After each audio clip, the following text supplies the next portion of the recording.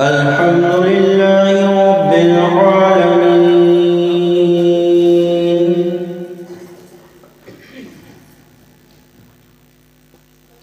والعاقبة للمتقين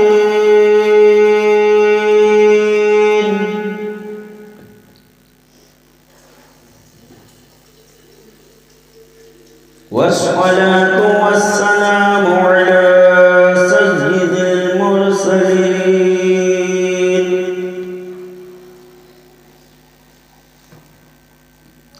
أما بعد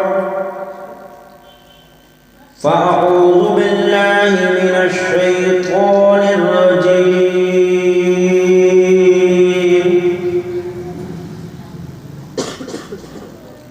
بسم الله الرحمن الرحيم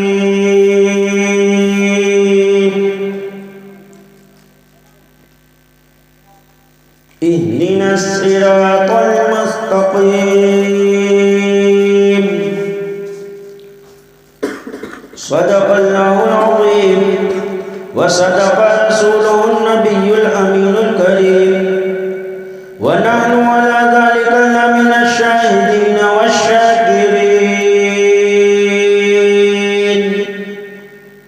والحمد لله رب العالمين. آئیے ہمارا سب سے پہلے نہایت ہی عقیدت و محبت کے ساتھ آقائی نامدار مدینے کے تاجدار دونوں عالم کے مالک و مختار جناب احمد مجتبیٰ محمد مصطفیٰ صلی اللہ علیہ وسلم کی بارگاہ بےکس پناہ میں درود پاک کی ڈالیاں نچھاور کریں. پڑھیے بآواز بلند اللہ رب محمد صلی اللہ علیہ وسلم نحن عباد محمد صلی اللہ علیہ وسلم صلاۃ و سلام علیک یا رسول اللہ یا نبی اللہ یا حبیب اللہ. ہم شبیہ غوث اعظم سیدی سرکار مفتی اعظم ہند تاجدار اہل سنت ارشاد فرماتے ہیں حبیب خدا کا نظارہ کروں میں، حبیب خدا کا نظارہ کروں میں، دل و جان ان پر نثارہ کروں میں، دل و جان ان پر نثارہ کروں میں. اور خدا ایک پر ہو تو ایک پر محمد، سب کہیے صلی اللہ تعالی علیہ وسلم. خدا ایک پر ہو تو ایک پر محمد، اگر قلب اپنا دوبارہ کروں میں، اگر قلب اپنا دوبارہ کروں میں. اور خدا ایسی قوت دے میرے قلم میں، خدا ایسی قوت دے میرے قلم میں کہ بد مذہبوں کو سدھارا کروں میں، کہ بد مذہبوں کو سدھارا کروں میں. ذات محترم، اور میں اس شعر کو اپنے لیے یوں کہہ رہا ہوں، حضور مفتی اعظم ہند کے مزار سے فیض حاصل کرتے ہوئے کہ خدا ایسی قوت دے میری زبان میں، خدا ایسی قوت دے میری زبان میں کہ بد مذہبوں کو سدھارا کروں میں، کہ بد مذہبوں کو سدھارا کروں میں. اور خدا خیر سے لائے وہ دن بھی نوری. سب کی تمنا ہے کہ مدینے کو جائیں، حضور مفتی اعظم ان کی بھی تمنا تھی، لیکن ہماری تمنا ہوتی ہے ہم مدینے کو جائیں. حضور مفتی اعظم ان کی تمنا یہ تھی کہ میں مدینے میں جاؤں اور مدینے میں جا کر اپنی پلکوں سے جو ہے وہاں کی جھاڑو لگاؤں. کہتے ہیں خدا خیر سے لائے وہ دن بھی نوری، خدا خیر سے لائے وہ دن بھی نوری کہ مدینے کی گلیاں بہارا کروں میں، کہ مدینے کی گلیاں بہارا کروں میں. اللہ اکبر. پھر کہتے ہیں صباحی سے نوری سلام اپنا کہہ دے، جب نہیں جا پائے کوشش کری اور اس وقت جانا نہیں ہوا، ایک تمنا تھی، حاجی جا رہے تھے نہیں پہنچ پائے، تو کہا نہیں پہنچ پائے تو کیا کریں؟ تو کوئی بات نہیں، ہوا تو ہے، یہ ہوا مدینے کی طرف کو جا رہی ہے، تو کہہ رہے ہیں صبا ہی سے نوری سلام اپنا کہہ دے، صبا ہی سے نوری سلام اپنا کہہ دے، سوا اس کے اور کیا چارہ کروں میں، سوا اس کے اور کیا چارہ کروں میں، حبیب خدا کا نظارہ کروں میں، دل و جان ان پر نثارہ کروں میں۔ حضرات محترم، اللہ کے رسول صلی اللہ تعالی علیہ وسلم ایک مرتبہ جلوہ افروز ہیں، صحابہ اکرام کا مجمع لگا ہوا ہے، میرے آقا ارشاد فرماتے ہیں میری امت پر ہر وہ وقت آئے گا جو بنی اسرائیل پر آیا ہے، بنی اسرائیل نے جو جو کام کیے ہیں میری امت بھی وہ کام کرے گی۔ فرماتے ہیں آقا کہ اگر بنی اسرائیل میں کسی نے اپنی ماں سے علل اعلان زنا کیا ہے تو میری امت میں بھی کوئی ہوگا جو یہ کام کرے گا۔ پھر فرماتے ہیں آقا اور سن لو، بنی اسرائیل 72 فرقوں میں بٹے تھے۔ صحابہ اکرام کو توجہ دلائی کہ بنی اسرائیل 72 فرقوں میں بٹ گئے تھے، ان کے ماننے والوں میں 72 فرقے ہو گئے تھے،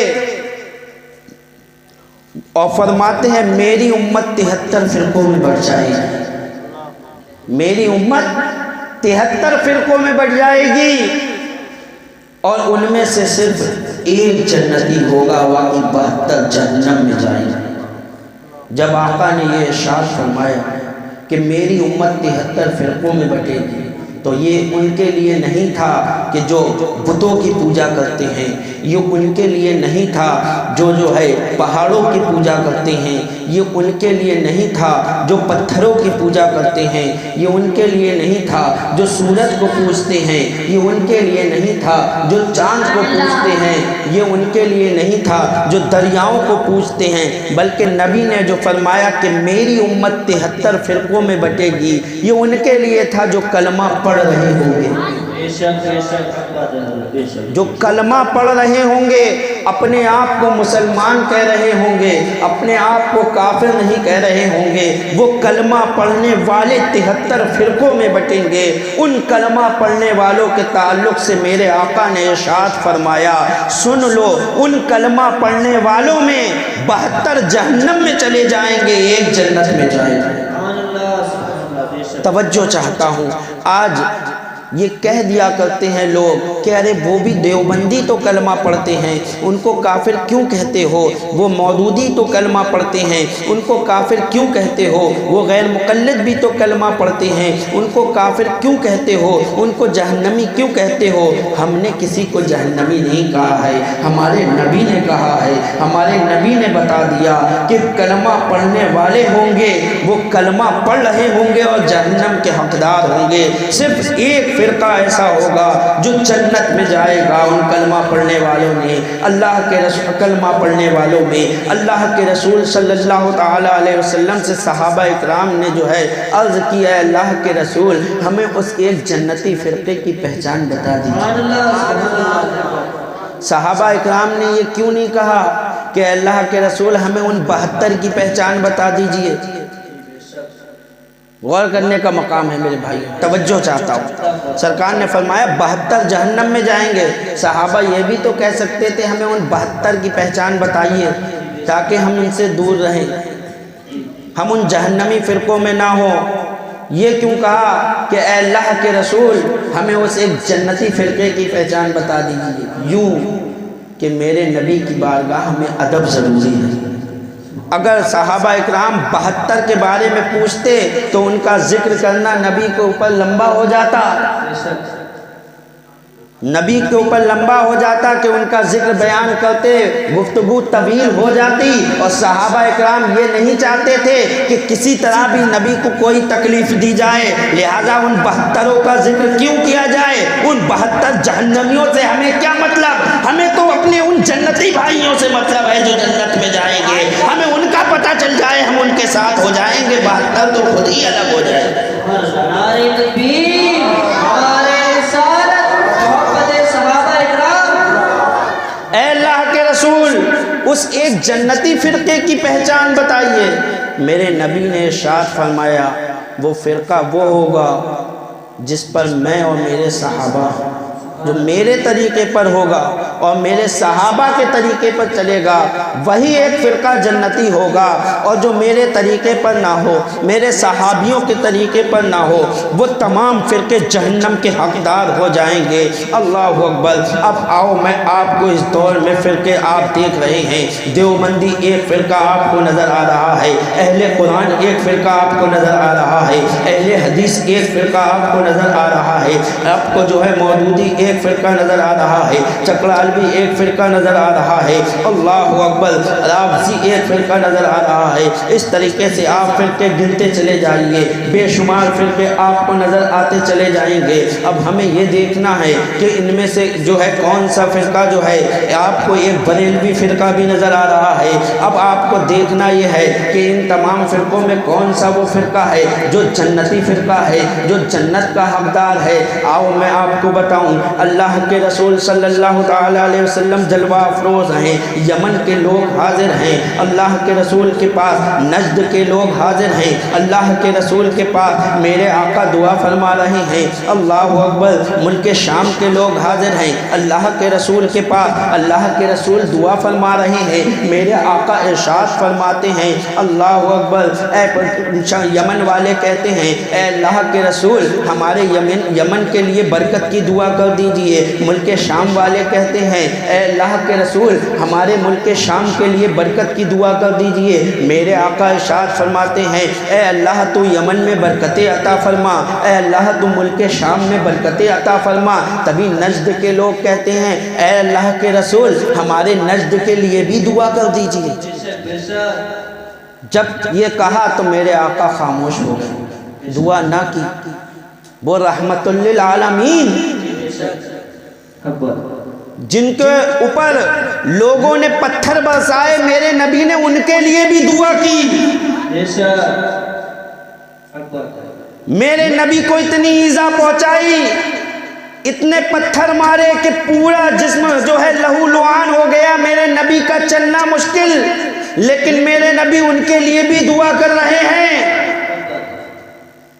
میرے نبی سجدے میں ہیں، کفار اونٹ کی اوجڑی لا کر آپ کے اوپر رکھ دیتے ہیں،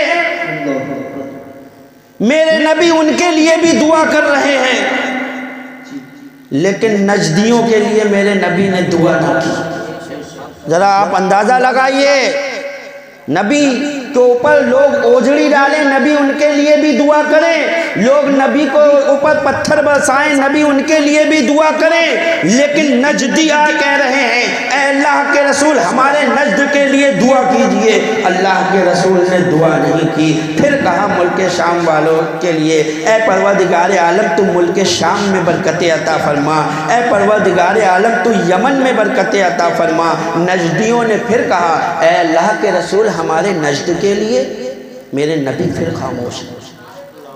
اللہ اکبر، پھر جو ہے میرے نبی خاموش ہیں۔ اب جو ہے تیسری مرتبہ پھر اللہ کے رسول دعا کر رہے ہیں اے پروردگار عالم تو ملک شام میں برکتیں عطا فرما، تو ملک یمن میں برکتیں عطا فرما۔ پھر نجدیوں نے کہا اے اللہ کے رسول ہمارے نجد کے لیے۔ تب میرے آقا ارشاد فرماتے ہیں کہ نجد وہ جگہ ہے جہاں سے شیطان کی سینگ نکلے گی، جہاں سے شیطان کا گروہ نکلے گا۔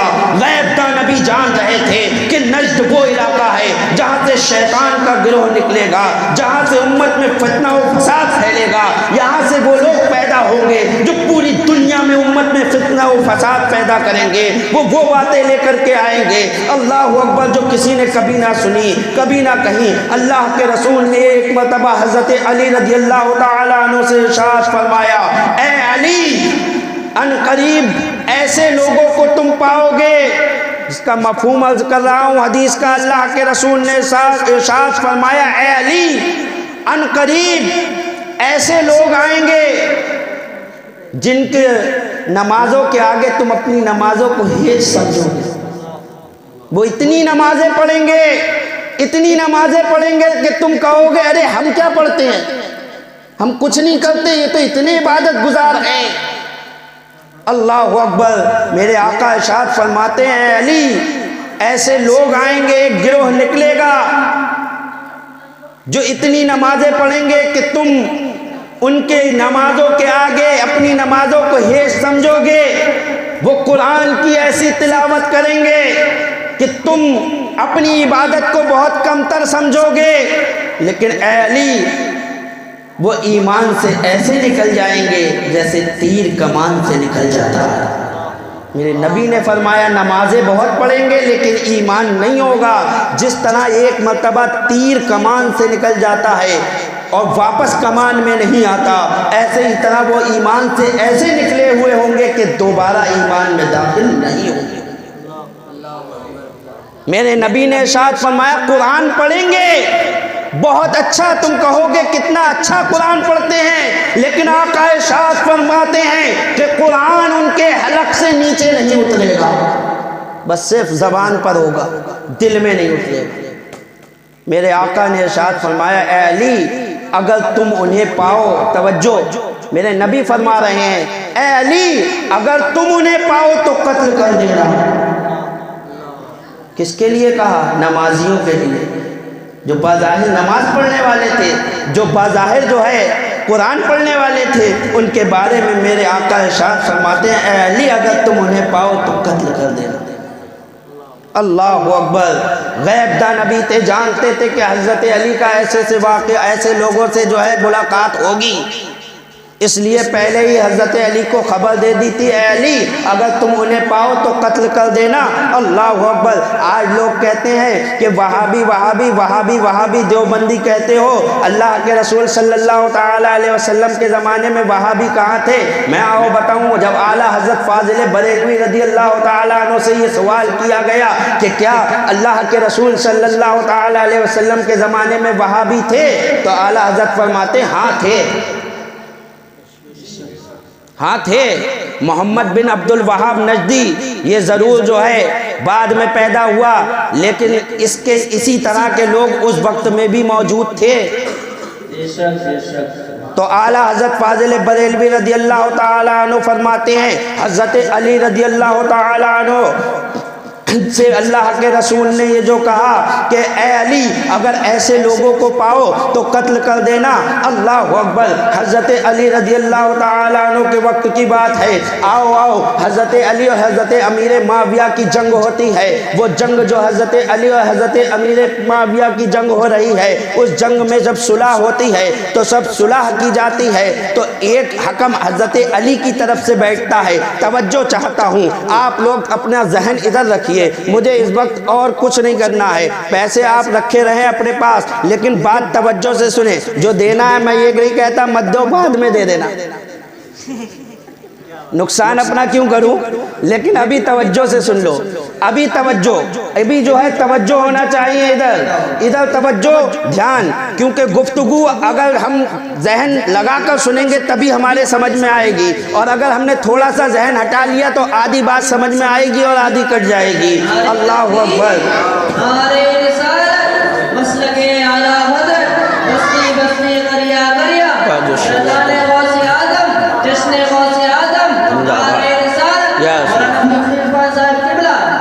تو میں عرض کر رہا تھا حضرت علی رضی اللہ تعالیٰ عنہ حضرت امیر معاویہ رضی اللہ تعالیٰ عنہ کی جنگ ہوتی ہے، جب آپس میں صلح ہوتی ہے تو ایک حکم حضرت علی کی طرف سے بیٹھا اور ایک حکم حضرت امیر معاویہ کی طرف سے بیٹھا اور فیصلہ ہو گیا، جنگ ختم۔ لیکن جب جنگ ختم ہوئی تو 10,000 لوگ ایسے پیدا ہو گئے جنہوں نے حضرت علی کو کافر کہہ دیا،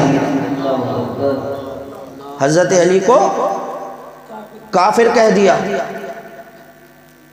حضرت علی رضی اللہ تعالیٰ عنہ نے حکم دیا کہ ان سب کو، پہلے ایک صحابی رسول نے کہا کہ اے حضرت علی آپ ہمیں موقع دیجئے، ہم انہیں سمجھائیں جا کے، یہ مسلمان تھے ایسے باتیں کر رہے ہیں، سمجھائیں۔ حضرت علی نے کہا جاؤ سمجھاؤ۔ پہنچے سمجھانے کے لیے کہ بھائی یہ بتاؤ آپ کیوں حضرت علی کے خلاف ہو؟ کہا حضرت علی نے شرک کرا ہے، معاذ اللہ رب العالمین۔ کہا کیسے شرک کیا؟ کہا قرآن میں ہے ان الحکم الا اللہ، دلیل دی ان لوگوں نے۔ قرآن میں کیا ہے؟ ان الحکم الا اللہ، حکم صرف اللہ کا ہے، اللہ کے علاوہ کسی کا حکم نہیں۔ اور حضرت علی نے ایک حکم بنایا اور ایک حکم امیر معاویہ نے بنایا، اور ان کو حاکم مان کر ان کا کہا مانا، اور حکم تو صرف اللہ کا ہے۔ سمجھ میں آئی بات؟ آج کل وہابی بھی یہی کہتے ہیں کہ بس اللہ کی مانو، اللہ کے علاوہ کسی کی مت مانو۔ اعلیٰ حضرت فاضل بریلوی رضی اللہ تعالیٰ عنہ نے کہا دیکھو وہی دلیل جو قرآن سے یہ لوگ پکڑتے ہیں، کہتے ہیں قرآن میں ہے ایاک نعبد و ایاک نستعین، اے اللہ ہم تیری عبادت کرتے ہیں اور تجھی سے مدد چاہتے ہیں۔ جب قرآن میں ہے ایاک نستعین، ہم تجھی سے مدد چاہتے ہیں، تو ہم جو ہے اللہ ہی سے مدد مانگنا چاہیے، مزاروں پہ جا کے کیوں مدد مانگتے ہو؟ ان کی دلیل وہ لوگ یہ کہتے ہیں مزاروں پہ کیوں جاتے ہو؟ قرآن میں تو ہے وَإِيَّاكَ نَسْتَعِينُ، اے اللہ ہم تجھی سے مدد چاہتے ہیں تو اللہ ہی سے مانگو، اللہ کے علاوہ کسی اور سے کیوں مانگتے ہو؟ ایسے ہی انہوں نے کہا تھا ان الحکم الا اللہ، حکم تو صرف اللہ کا ہے۔ اے علی آپ نے کسی اور کو حکم کیوں مان لیا؟ وہ علی جن کو جنتی ہونے کی بشارت خود نبی نے دی تھی، ان سے کہہ دیا کہ یہ تم نے جو ہے شرک کر دیا۔ معاذ اللہ رب العالمین۔ حضرت علی کے بارے میں جب یہ کہا تو وہ صحابی رسول انہوں نے کہا سنو قرآن میں یہ بھی تو ہے کہ جب میاں بیوی میں لڑائی ہو جائے تو قرآن فرماتا ہے کہ ایک آدمی اپنی طرف سے حکم بٹھا لو اور ایک ان کی طرف سے بٹھا لو، اللہ تم میں صلح فرما دے گا۔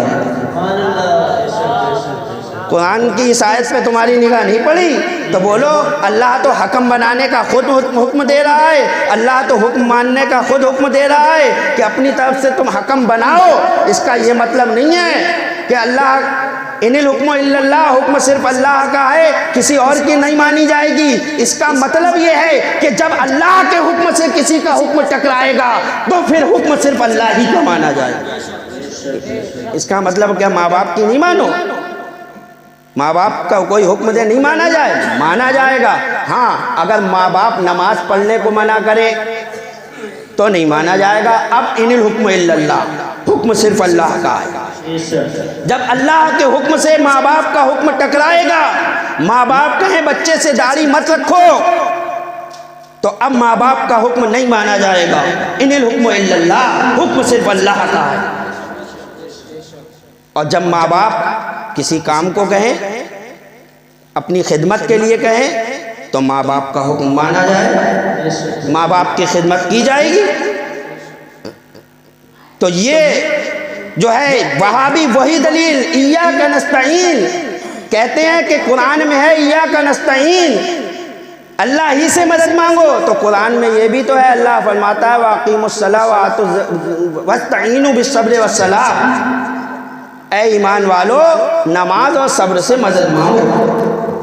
اب بتاؤ نماز خدا نہیں، صبر خدا نہیں، اور اللہ کہہ رہا ہے نماز سے بھی مدد مانگو اور صبر سے بھی مدد مانگو۔ اب بتاؤ اس آیت کو تم نے کیا مطلب نکالا کہ اللہ کے علاوہ کسی سے مت مانگو؟ اللہ تو خود کہہ رہا ہے نماز سے بھی مدد مانگو اور صبر سے بھی مدد مانگو۔ تو جب اللہ صبر سے مدد مانگنے کا حکم دے رہا ہے تو صبر اللہ تو ہے نہیں، نماز اللہ تو نہیں ہے، بلکہ اللہ کی ایک مخلوق ہے، تو اللہ نے اپنی مخلوق سے مدد مانگنے کا حکم دیا تو اللہ کی مخلوق میں سب سے افضل و اعلیٰ اللہ کا محبوب ہے، تو اللہ کے محبوب سے مانگنا یہ اللہ ہی سے مانگنا ہے۔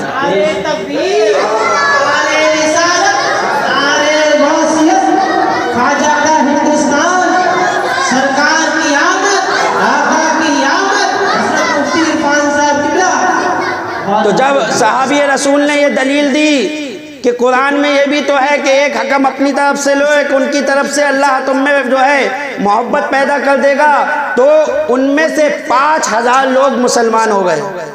10,000 پھرے تھے، 5000 مسلمان ہو گئے، توبہ کر لی، لیکن 5000 اپنی ضد پہ اڑے رہے۔ تب حضرت علی نے حکم دیا جو نبی نے فرمایا تھا، اے علی اگر ایسوں کو پاؤ تو قتل کر دینا۔ میرے نبی کے حکم پر عمل کرتے ہوئے حضرت علی نے حکم جاری کر دیا کہ ان سب کو قتل کر دیا جائے۔ جیسے ہی حضرت علی کا یہ حکم کہنا دینا تھا، حضرت امام حسین سوچ میں پڑ گئے، ہمارے ابا جان نے نمازیوں کے قتل کا حکم دے دیا۔ ایسے لوگوں کے، وہ نمازی بھی کیسے، تہجد گزار، کبھی تہجد نہیں چھوٹی ان لوگوں کی، جن کے قتل کا حکم حضرت علی نے دیا تھا، ان کی کبھی تہجد کی نماز قضا نہ ہوئی۔ نماز چاشت وہ پڑھتے، نماز اشراق وہ پڑھتے، قرآن عظیم کی تلاوت کرتے رہتے۔ حضرت علی نے ان کے قتل کا حکم دیا۔ صحابہ اکرام سوچ رہے ہیں یہ حضرت علی نے کیا کہہ دیا، کہ ہم کلمہ پڑھنے والوں کو قتل کریں گے، کیا ہم مسلمانوں کو ماریں گے؟ لیکن حضرت علی نے کہا قتل کیا جائے۔ اللہ اکبر، جنگ ہوئی اور ان سب کو قتل کر دیا گیا۔ جب وہ 5000 مار دیے گئے، حضرت علی تشریف لاتے ہیں اور صحابہ اکرام میں جو ایک گھبراہٹ تھی کہ یہ ہم نے کیا، نماز پڑھنے والوں کو ہم نے مار دیا، اس گھبراہٹ کو دور کرنے کے لیے حضرت علی نے فرمایا ڈھونڈو، اس میں ایک شخص ایسا ہوگا جس کا ایک ہاتھ عورت کے پستان کے مشابہ ہوگا، جاؤ ڈھونڈو، اگر مل جائے تو سمجھ لینا تم نے بدترین مخلوق کو قتل کیا۔ ڈھونڈا گیا تو ایک شخص ایسا پا لیا گیا جس کا ایک ہاتھ عورت کے پستان کے مشابہ تھا۔ اللہ اکبر، حضرت علی نے نعرہ لگایا اور کہا اللہ کا شکر ہے کہ ہم نے جو ہے ان کو قتل کر دیا۔ تمام صحابہ اکرام اب جان گئے کہ حضرت علی حق پر تھے، یہ واقعی وہ بدترین قوم ہے۔ ایک صحابی رسول نے کہا اے حضرت علی، اللہ کا شکر ہے کہ اللہ تعالیٰ نے ایسی گندی مخلوق سے جو ہے اس زمین کو پاک کر دیا۔ تب حضرت علی نے فرمایا اے صحابیوں، تم کیا سمجھتے ہو یہ لوگ ختم ہو گئے، یہ قوم ختم ہو گئی؟ ابھی جانے کتنے ان میں کے اپنے باپ کی پیٹوں میں ہیں اور اپنے کتنے ماں کے پیٹوں میں ہیں، یہ پھر جنم لیں گے اور یہاں تک کہ یہ فتنہ چلتا رہے گا، یہ سور سے بدل کر آتے رہیں گے اور ان کا آخری گروہ دجال کے ساتھ ہوگا، دجال کے ساتھ ہوگا۔ یہی وہ فرقہ ہے، اعلیٰ حضرت نے فرمایا جو اس وقت جو ہے چلا، اور محمد بن عبد الوہاب نجدی جو نجد سے میرے آقا نے فرمایا تھا کہ یہاں سے شیطان کا گروہ نکلے گا، یہاں سے شیطان کی سیم نکلے گی، محمد بن عبد الوہاب نجدی نکلا اور اس نے عرب کی سرزمین پر جو ہے قابض ہوا۔ قابض ہونے کے بعد میرے بھائیوں آؤ سنو، مسلمان، عرب کے مسلمان، مدینہ کے مسلمان، مکہ کے مسلمان، وہ بھولے والے مسلمان جس کے بارے میں اللہ کے رسول نے ارشاد فرمایا جس نے مدینہ والوں کو تکلیف دی انہوں نے مجھے تکلیف دی۔ اللہ اکبر، وہ مدینے کے مسلمان، وہ مکہ کے مسلمان، ان نجدیوں نے کیا کچھ نہیں کیا ہے، ان نجدیوں نے تسلط کرتے ہی جو ہے وہاں کی مسلمان بیٹیوں کی عزت کو پامال کر دیا، عورتوں کو ننگا کر دیا گیا، اللہ اکبر، اور مسلمانوں کو قتل کیا گیا۔ جو بھی ان کے دین میں نہیں آتا اس کو قتل کر دیا جاتا، جو کہتا ہم امام اعظم کے مسلک کے ہیں، جو کہتا ہم امام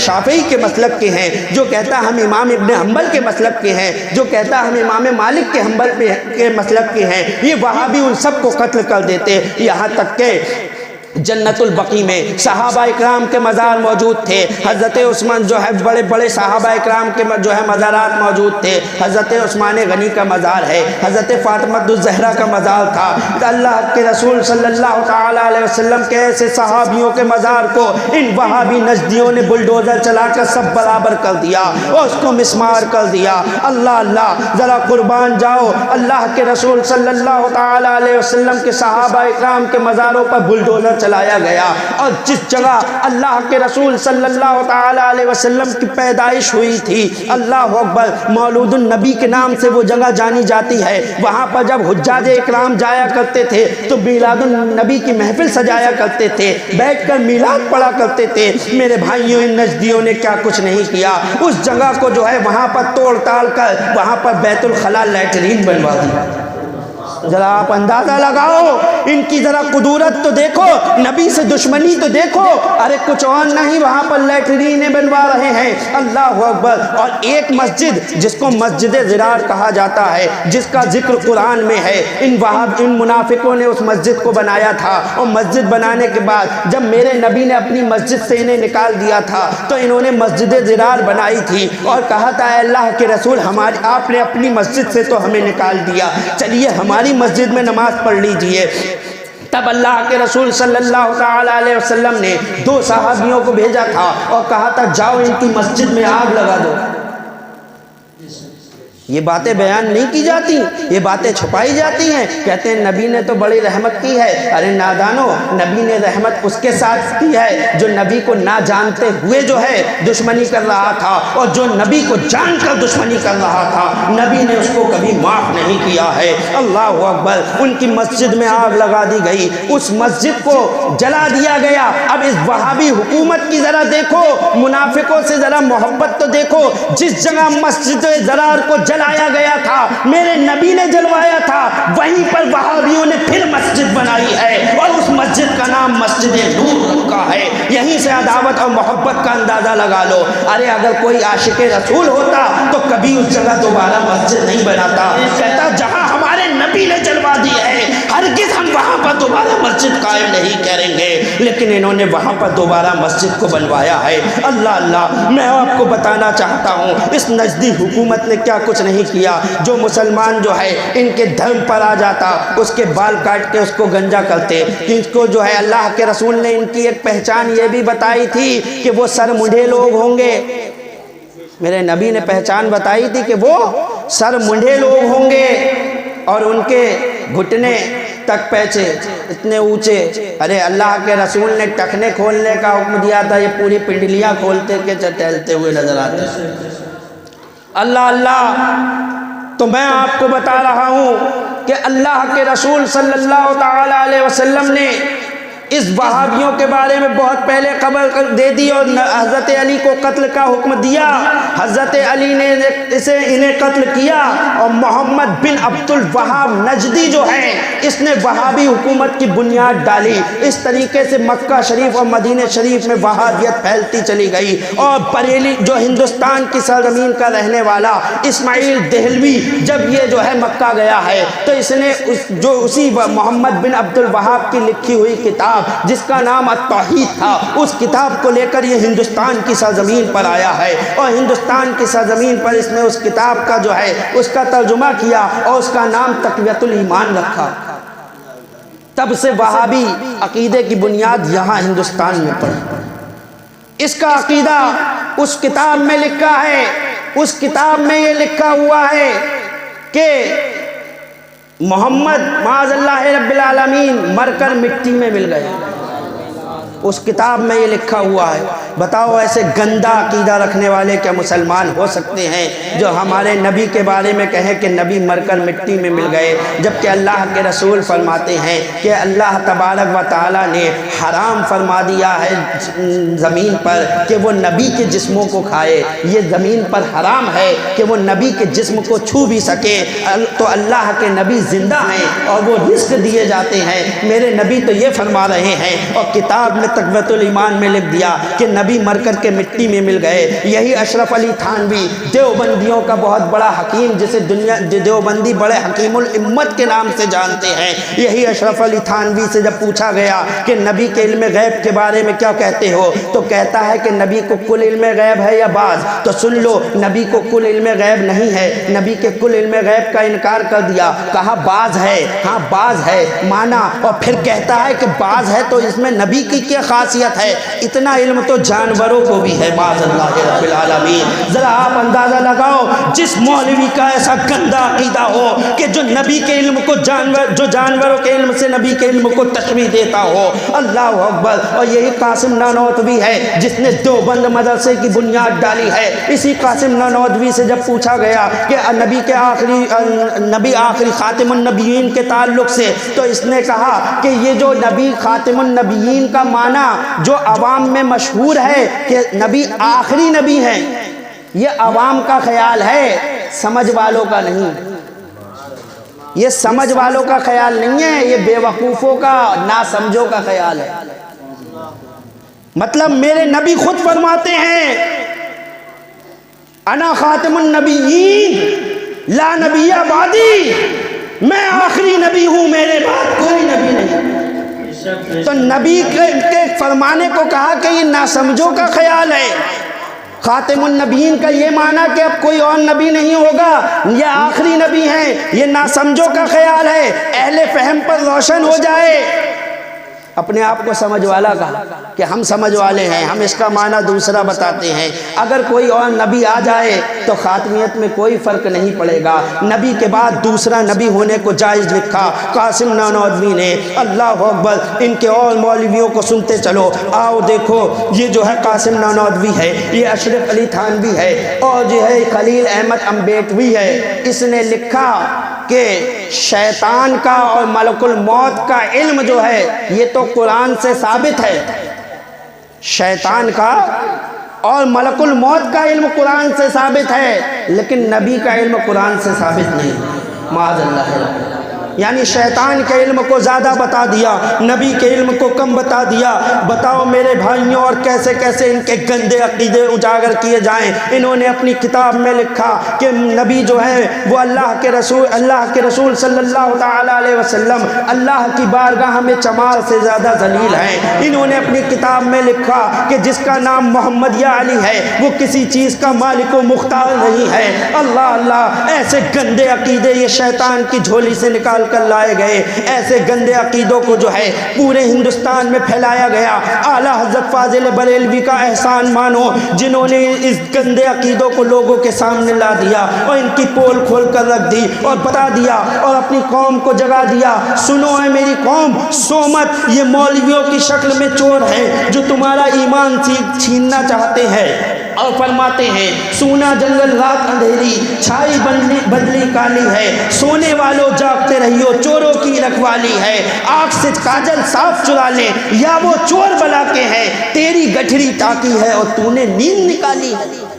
مسلمانوں، ایمان سے بڑھ کر کوئی دولت نہیں، ایمان سے بڑی کوئی دولت نہیں۔ اگر ایمان چلا گیا تو سمجھ لو کچھ ہاتھ نہ آنے والا ہے، سب کچھ مل سکتا ہے، ایمان نہیں مل سکتا ہے۔ اگر ایمان چلا گیا تو جہنم کے علاوہ کہیں نہیں جاؤ گے۔ ارے ہم گناہ گار ہیں، ہم سیاہ کار ہیں، ہم خطا کار ہیں، ہم کتنے ہی برے ہیں، لیکن ہم غدار رسول نہیں ہیں، وفادار رسول ہیں۔